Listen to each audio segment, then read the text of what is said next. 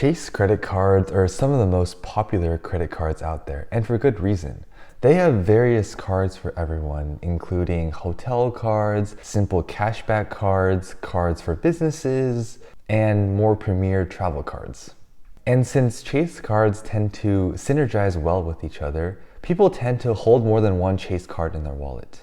Today, I'll be introducing what I believe to be some of the best Chase credit cards, some application rules you need to know before applying, and some sample Chase card setups to know how to maximize the Chase ecosystem. In this video, I'm only going to be talking about personal credit cards, as business credit cards are something that not everyone might be interested in. But if you want to know more about business credit cards, do let me know.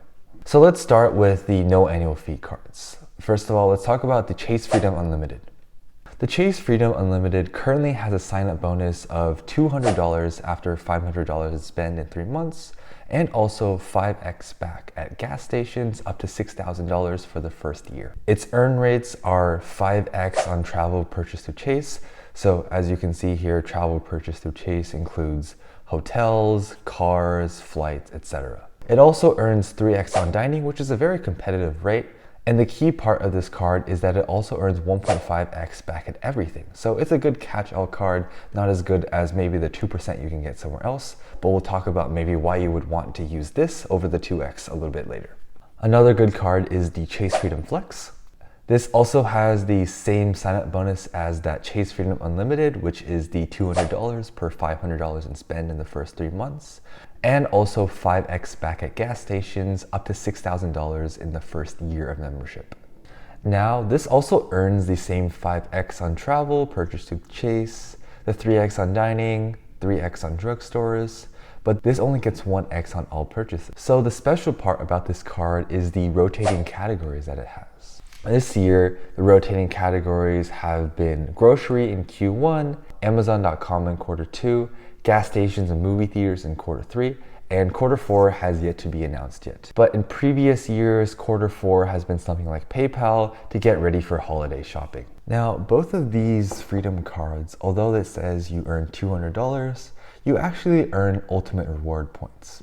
Now, this is particularly valuable because although you can't redeem these points to travel partners with just this one card, combined with the Sapphire cards or some Inc business cards, you're able to transfer them to travel partners, which is how you get the best value out of your Chase Ultimate Reward points.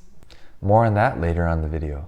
Now, both these Chase Freedom cards are, I think, very good starter cards to get acclimated with the Chase ecosystem. What I recommend to most people is to start with the Chase Freedom Flex. The 1.5x you get on the Chase Freedom Unlimited isn't all that great compared to the 5x on the rotating categories that you get on the Chase Freedom Flex.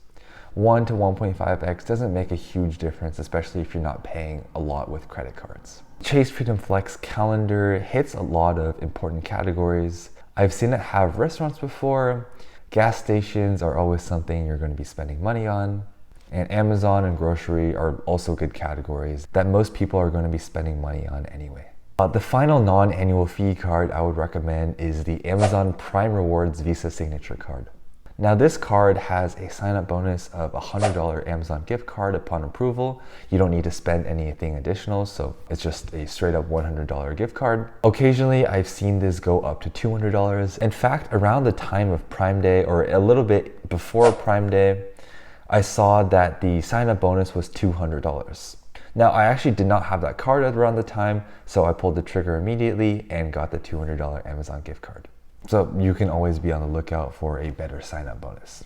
Now, what this card gets you is 5% cash back at Amazon or Whole Foods with an eligible Prime membership. If you're already paying the full $139 for Amazon Prime or just the $79 with Amazon Prime Student, you can think of this as just an additional way to earn rewards on the purchases you already make. Beyond that, it gets you 2% cash back at restaurants, gas stations, and drugstores. This doesn't get you Chase Ultimate Rewards points, so you can't combine them into those Sapphire cards, but it's still a good cashback card regardless. If you don't have Amazon Prime, there's still a solution. There's the normal Amazon Rewards Visa Signature Card, which gets you everything above, but only a 3% cashback rate at Amazon and Whole Foods, and it only gets you a $50 sign-up bonus instead of the $100 on the Amazon Prime Rewards Visa Signature card. I think this is a card that really everyone should own. It doesn't have an annual fee, so no frills attached. And I think a lot of people are using Amazon Prime to shop right now.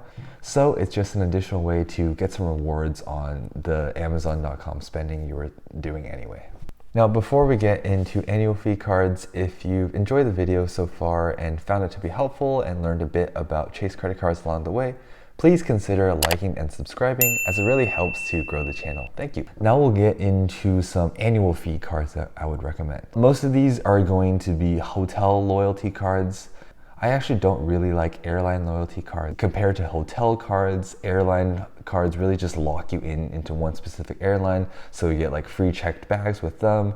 You'll get priority boarding or some more amenities. I feel like with hotel cards, there's a couple big hotel brands, so it doesn't really lock you into a specific one. With that being said, the first card I would recommend is the World of Hyatt credit card. Now, the sign-up bonus is 30K points for your $3K in spend in your first 3 months, and you can earn an additional 30,000 points by earning 2x points on spending up to $15,000 in the first 6 months. As with many cards in the Chase portfolio, this has an annual fee of $95. It also nets you Discover status, which is a first status in Hyatt. This doesn't really get you too much. It just gets you a slight room upgrade, so this just means maybe a higher floor, and it also nets you late checkout.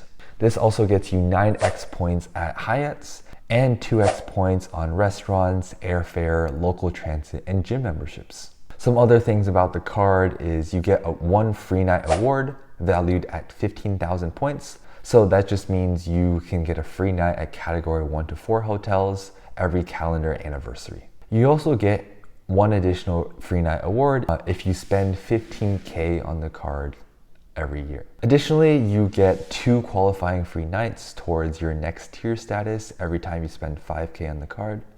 So to get the next tier status, which would be Explorers, that's going to be 30 nights. So in theory, you could get Explorer status at Hyatt without stepping foot in a single Hyatt hotel. Now let's talk about Hyatt points. Hyatt points are generally evaluated at 1.7 cents per point. I have personally found that I can get higher points values, but of course your miles may vary. So I would say that Hyatt points are actually some of the best valued hotel points, as you'll see how the other hotel points stack up. So I would recommend this card because getting 1 free night award every year already offsets the $95 annual fee. Sometimes category 4 hotels can get up to $200 to $300 a night. So if you can use one of your free night awards at one of these hotels, you're already getting good value from the credit card. Another hotel credit card I'd recommend is the Marriott Bonvoy Boundless. Currently, the sign-up bonus is 3 free night awards up to 50,000 points per award after spending $3,000 in 3 months. Again, the annual fee is going to be $95, and it also gets you Marriott Silver Elite status. Now, nowadays, Silver Elite status doesn't really mean much. You get 10% more points on stay and late checkout, but it's better than nothing. Additionally, you get a whopping 17x points at Marriott. Additionally, you get 3x back on your first $6,000 spent on gas, grocery, and dining.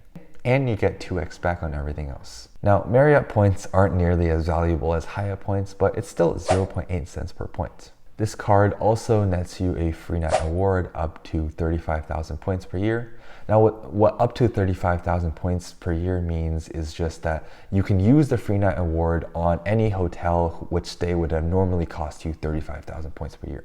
And actually, Marriott has added a new option where you can top up your awards up to 15,000 points. So if you see that there is a booking that's 48,000 points, you can use your free night award and add an additional 12,000 points to get your free night. Just like the Hyatt card, the free night award will more than pay itself over. We've talked about a Hyatt card, a Marriott card, but now I'm going to be talking about the IHG Rewards Premier credit card. So the sign-up bonus for this card is a whopping 140,000 points plus 1 free night award up to 40,000 points for spending $3,000 in your first 3 months. This again has the annual fee of $95. So this card gets you the best status out of the other hotel credit cards that we've talked about, which is the Platinum Elite status. The Platinum Elite status will get you complimentary upgrades. will usually just mean into a better view. So instead of a resort view, you might be getting an ocean view if you booked a hotel near the ocean. Additionally, it will get you a welcome amenity. This is going to vary from hotel to hotel, and it'll also get you early check-in and also late checkout. Now the earning on this, get this, is 26x points at IHG hotels and resorts, 5x on travel, dining, and gas, and 3x back at everywhere else. And while you think, wow, this is really, really great, the caveat is that IHG points aren't valued as highly. They're really evaluated at around 0.5 cents per point, but still great earning rates at IHG hotels and resorts nonetheless. And again, like the other hotel credit cards, I recommend this card because it also gets you a 1 free night award up to 40,000 points every account anniversary. You also get a $100 statement credit and 10,000 additional points per calendar year after spending $20,000 on the card. I don't think a lot of people are going to be hitting this, but something to keep in mind regardless. So as you can see, a lot of these hotel credit cards have a low annual fee, but also get you a free night award every single year. So my thinking is I'm probably going to be traveling a couple times a year, going to be needing to stay in hotels. Why not get you a card that gets you a free night at some of these great properties around the world, and just for a mere annual fee of $95. So those are some of the co-branded credit cards, but now we're going to get into the bread and butter of Chase, which is their Sapphire line. The first card I'm going to be talking about is the Chase Sapphire Preferred. This has a sign-up bonus of 60,000 points after spending $4,000 in the first 3 months. Now, I don't think this is a particularly attractive sign-up bonus, especially considering that they've had 80,000 points and 100,000 points for the same spending previously. So maybe this is not the best time to apply for the card, but if you do need it, I would recommend applying for it. So some of the earn rates on this card are 5x back on travel through the Chase Travel Portal. Again, if you remember, that's going to be the same as the Chase Freedom Flex and the Chase Freedom Unlimited, so I don't value this as highly. You will get, however, 2x back on travel, 3x on dining, and 3x back on online streaming services. Now I know these rewards categories don't sound particularly attractive, especially considering the Chase Freedom Flex and the Chase Freedom Unlimited, which gets you almost essentially the same thing. But I will say is the benefits that you get heavily outweigh the fact that you have very similar rewards categories. Now some of these include travel purchase coverage. I won't go through all of them here, but they're very, very valuable. Here's a list right here, you can read through that. Beyond that, you also get 5x back on Lyft and a free Dash Pass subscription until the end of 2024. Finally, you have a $50 statement credit on purchases made at hotels through the Chase Travel Portal. There's no foreign transaction fees, so this was super great. When I was in Europe for the summer, I was able to pay for a lot of my friends because they didn't really have any great Visa cards that had good earning categories and also had no foreign transaction fees. And finally, you can redeem your points at 1.25 cents per point for pay yourself back or travel purchases. More on that a little bit later. So we've talked about the Chase Sapphire Preferred, and now we're going to be talking about the Chase Sapphire Reserve. So now this comes in at a hefty $550 annual fee with the same sign-up bonus of 60,000 points after spending $4,000 in 3 months. So the earning categories on this is better than the Chase Sapphire Preferred. So this gets you 5x back on flights purchased through Ultimate Rewards, 10x back at hotels, car rentals, and dining through Chase Ultimate Rewards, and 3x back on travel and dining. Additionally, it gets you 10x back on Lyft and also Lyft Pink. It also gets you the same Dash Pass subscription, and it gets you an additional $5 in DoorDash credit every single month. Now the main appeal of this card is the $300 travel credit. This can be really used anywhere, and this knocks down the effective annual fee to just $250. Combine that with the DoorDash credit, assuming you use it every month, that's just going to be $160 annual fee. A lot less intimidating than that annual fee of $550. So you can redeem your points at a higher rate than the Sapphire Preferred. You can redeem these at 1.5 cents per point, again through the travel portal or through pay yourself back. Now the great thing about Sapphire cards is that you're able to transfer your points to travel partners. And the great thing about Chase versus Amex is that Chase has World of Hyatt as their travel partners. This probably makes sense because World of Hyatt has a credit card with them. But nonetheless, World of Hyatt is the most valuable hotel transfer partner and is one of my most common Chase Ultimate Rewards redemptions. Additionally, Chase Ultimate Rewards has a lot of the same transfer partners that American Express does in terms of flights, in terms of airlines. So for example, KLM, Air France, British Airways are all there. So I will make a video about how you can find the best airlines, but a channel that I've been following to find the best way to redeem airline points is Max Miles Points. I'll link that up there. You're only eligible to open up one of these Sapphire cards at a time, and you're eligible for the bonus if you've never held the card before, or the last time you earned the bonus was more than 48 months or 4 years ago. If you currently have a Sapphire card and received the bonus more than 4 years ago, you don't have to cancel the card in order to be able to apply for it and get the bonus again. You can actually downgrade to the Chase Freedom line of cards, so that's going to be the Chase Freedom Unlimited or the Chase Freedom Flex. But there's a hidden third option, which is the Chase Freedom. Now this was an old card but discontinued for new applicants, but this is a Visa card. And this also has the same 5% cashback rotating categories calendar as the Chase Freedom Flex. Right now the category is gas. And if you've ever gone to Costco before, you know that they only accept Visa, so this is a great card to use for gas right now. After you've downgraded to your Chase Freedom cards, as soon as you've received the card in your mail, you can now apply for the Sapphire and receive the bonus again. Out of these cards, what do I recommend? Well, I'm a little bit biased because I have the Sapphire Preferred.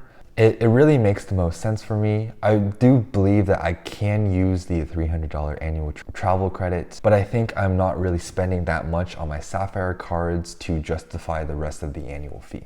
So I would say if you can make the most out of that 10x on Lyft, out of that 10x on hotels, car rentals, and 10x on dining through the Chase Rewards portal, I would say that the Chase Sapphire Reserve might make a little bit more sense for you.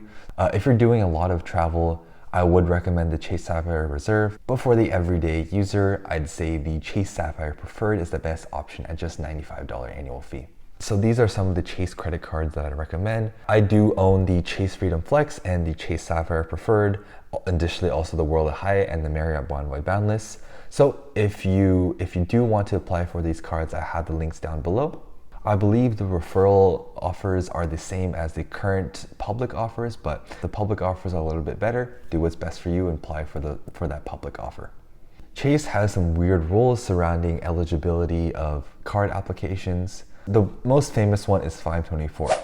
So if you've opened more than 5 personal credit cards in the last 24 months, you're not going to be eligible to open up a personal credit card. However, they have lifted the restriction a bit for co-branded credit cards.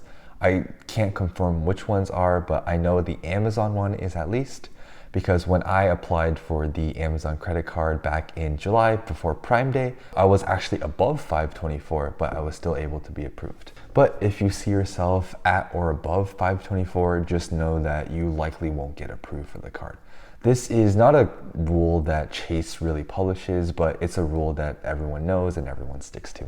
Now I promised I would talk about some example setups of Chase credit cards. What I really would recommend is the Chase Sapphire Preferred, the Amazon Visa Signature, the Chase Freedom Flex, and the Chase Freedom Unlimited. Now I think this will net you most of the categories. You'll have 3x on dining from the Chase Freedom Unlimited, the Chase Freedom Flex, and the Chase Sapphire Preferred. The rotating categories at Chase Freedom Flex can catch a lot of different categories, including groceries, gas, and whatnot. And for all other purchases, you can always fall back on your Chase Freedom Unlimited of 1.5x.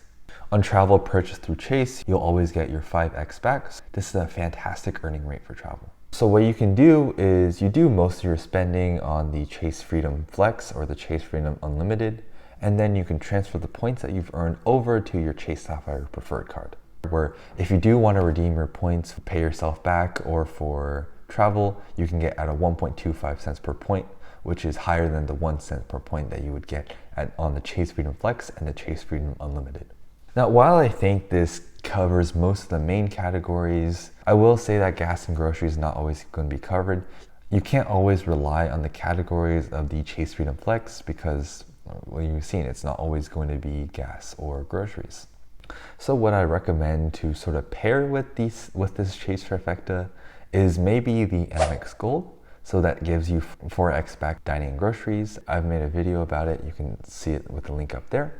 And also the City Custom Cash. The City Custom Cash gets you 5x back on your most spending category per month, up to $500. You can use a City Custom Cash at gas station, and that will cover most of the major categories for you. So these are some quick pointers about the Chase credit cards and a rundown of what I believe to be the best Chase credit cards that you can apply for right now.